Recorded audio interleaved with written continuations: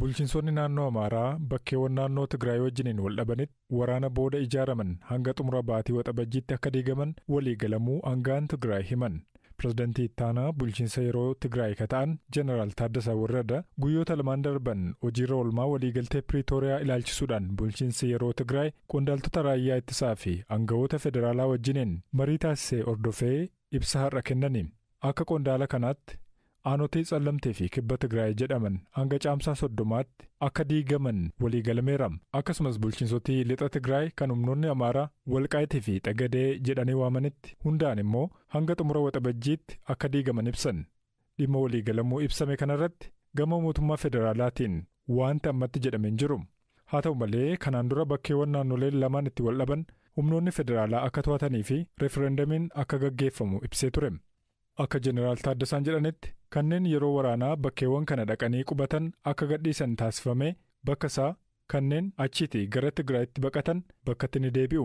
ተማዛባላይ ዝምለሰሉ ምቹ ሁኔታን መፍጠር ከጸጥታ አንፃር ምቹ ሁኔታ kanneen qeerraa buqqaan akka bakkatti deebi'an dhimma nageenyaa mirkanaa'uu qaba.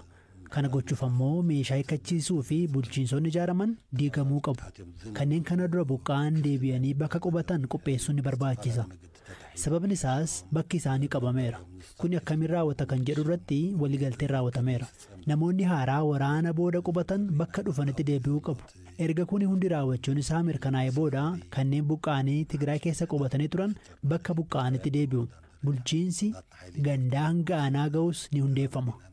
Humni keenyas bakka saniitii ni baasnas. Nuti yeroo kana goonu isaan ammoo kanneen achitti qubatan akka baasuu qaban waliigalleerra. Jeneraal Taaddasaan bakkeewwan hidhattoonni isaanii biraa akka ba'an himan kam akka ta'an ifatti neerre. Bakkeewwan naannolee lamaan wal dhaban kana yeroo waraana kaaba Itoophiyaa humnoonni Amaaraa to'atanii turan. Naannoon Amaaraa aangawoonni TPLF waggoota 30 dura yeroo aangoo qabatan bakkeewwan kanarraa dhalattoota Amaaraa godaansuu himatam. Torban muraasaan dura naannoon Amaaraa hidhattoonni Tigraay weerara irratti raawwatan jechuudhaan himatee ture. Ergasii kan BBC'n gaafataman pireezidantiin bulchiinsa yeroo naannoo Tigraay waakkachuun isaanii ni yaadatama. Qondaaltonni naannoo Amaaraa lama walgayiidhaa osoo deebi'aa jiranii aleellaa irratti raawwatameen ajjeefaman. Kanneen ajjeefaman keessaa tokko bulchaa aanaa Laastaa kan godina Walloo Kaabaatti argamuuti. Kan biraa immoo itti gaafatamaa waajjira fayyaa aanichaa akka ta'e BBC'n odeeffateera. Ajjeechaan kun guyyaa kaleessaa kan raawwatame yoo ta'u, ajjeechaa kanaafis qaamolee hidhatantu himatame.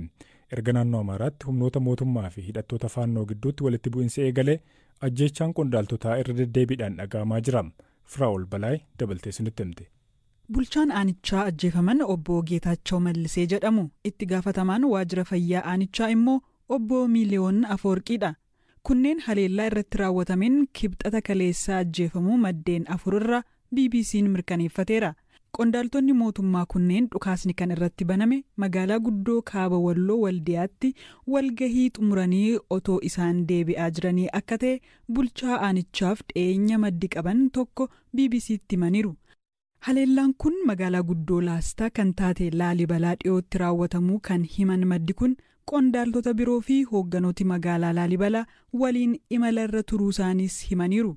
Qondaaltota mootummaan alatti namni dhuunfaa biraan tokko ajjeefamuu fi kaan immoo madaa'us eeraniiru. Maddeen 2 biroo ammoo yoo xiqqaate namoonni 2 haleellaa raawwatameen madaa'aniiru jedhan. Yeroo haleellaan raawwatu waliin kan turan qondaaltonni mootummaa biroo isa gara magaalaa Laalibalaa imalaa turan dhiisanii gara duubaatti deebi'uun magaalaa Kuulmask jedhamtu buluu maddeen himaniiru. Namni dhuunfaa caasaa aanichaa keessa hojjetanii fi maqaan isaanii akka hin eeramne gaafatan ajjeechaa qondaaltota kanaa mirkaneessaniiru. Guyyaa har'aa gamoo waajjiraaleen aanichaa argaman irratti itti gaafatamaan waajjira fayyaa aanichaa lubbuun isaanii darbuu waraqaan ibsa gaddaa maxxanfame arguu isaanii dabaluun dubbatan. Jiraataan magaalaa Laalibalaa gama isaaniin galgala mana bulchaa aanichaatti boo'ichi ture. Ammallee jiraattonni gara mana boo'ichaa adeemaa jiru jechuun duuti bulchaa aanichaa jiraattota magaalaa guddoo aanatti Laalibalaatti dhagahamu himaniiru.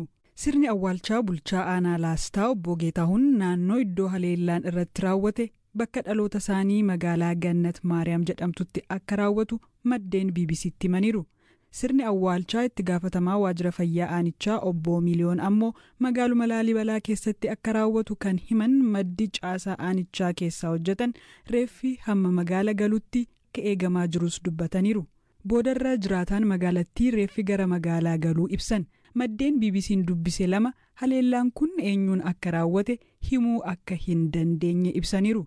Maddeen bulchiinsa aanichaaf dhiyoo ta'an gama isaaniin bulchaan aanichaa obbo Geetaachoon kanaan dura akeekkachiisi akka itti ergamaa turee fi miseensi maatii jalaa butamee akka ture himuun haleellaa kan raawwate warra faannoodhaa jedhaniiru. BBC'n bulchiinsa aanichaa fi kantiibaa magaalaa Laalibalaa irraa odeeffannoo argachuuf irra deddeebiin yaalus hin milkoofne. Ajjechaa irra deddeebiin raawwatuuf hidhattooti faannoo ni himatamu.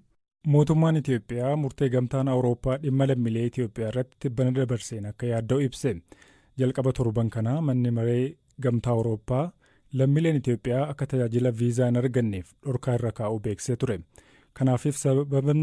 Kanaafis sababni mootummaan Itoophiyaa lammiilee isaa eeyyama jireenyaa otoo hin argatiin biyyoota miseensota gamtaa Awurooppaa keessa yeroo dheeraa turan deebisee fudhachuudhaaf tumsi taasise xiqqaa waan ta'eef jechuun komateera.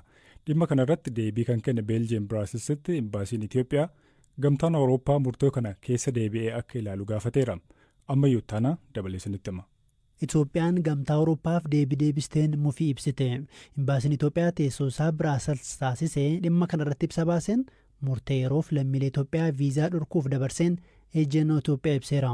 Murteen kun wayita qaamoleen lameen lammiilee Itoophiyaa hayyama jireenyaa malee biyyoota miseensa gamtichaa ta'an keessa jiraatan haala kabaja sirnaa fi nageenya qabuun deebisuuf walitti dhiyaatanii hojjetaa jiranitti dhaga'amee jedhe. Imbaasichi murteen kun kanneen hayyama malee jiraachaa jiran biyyatti deebisuu fi deebisanii ijaaruurratti walii tumsuun hojii hojjetamaa jiru ilaalcha keessa hin galchine jedheera. Kun ibsa gamtaan Awurooppaa wiixata baasee fi mootummaa Itoophiyaa komataa tureen wal darba. Gamtaan Awurooppaa deeggarsi mootummaan Itoophiyaa lammiilee isaa isa eeyyamameefin ol Awurooppaa turan deebisee fudhachuuf taasisaa jiru ga'aa miti jechuun ibsee ture. Akkaataa murtee gamtaa Awurooppaatti lammiileen Itoophiyaa paaspoortii dippiloomatii qaban kaffaltii malee viizaa argataa turanis amma booda tajaajilli bilisaa kun irraa dhaabbata. Tajaajila viizaa kennuu kan addunyaa guyyoota 15 keessatti xumuramu amma gara guyyoota 45tti akka dheeratu murteessu hime. Murteen gamtaa Awurooppaa kun yeroof kan murtaa'edha. Hanga yoomii akka turus hin ibsamne. Murteen gamtichaa kun yaaddoon godaantotaa yerootti cimee jirutti dhaga'ame. Waggaa waggaatti torban xumuraa ayyaana du'aa ka'u yookiin immoo Faasikaa jedhamee beekamutti hawaasni Oromoo durii eegalee mulluu affeela. Mulluun kun bakkeewwan garaagaraatti maqaa garaagaraas qaba. Cadaddarii, Bulgaanii, Gulbaanii akkasumas maqaa kanneen biraas itti waamamu ni qaba. Mulluun kun mulluu yeroo kaan affeelamurraa addadha. Mulluu kana sababoota adda addaa ni taasisu keessaa haala itti qophaa'udha.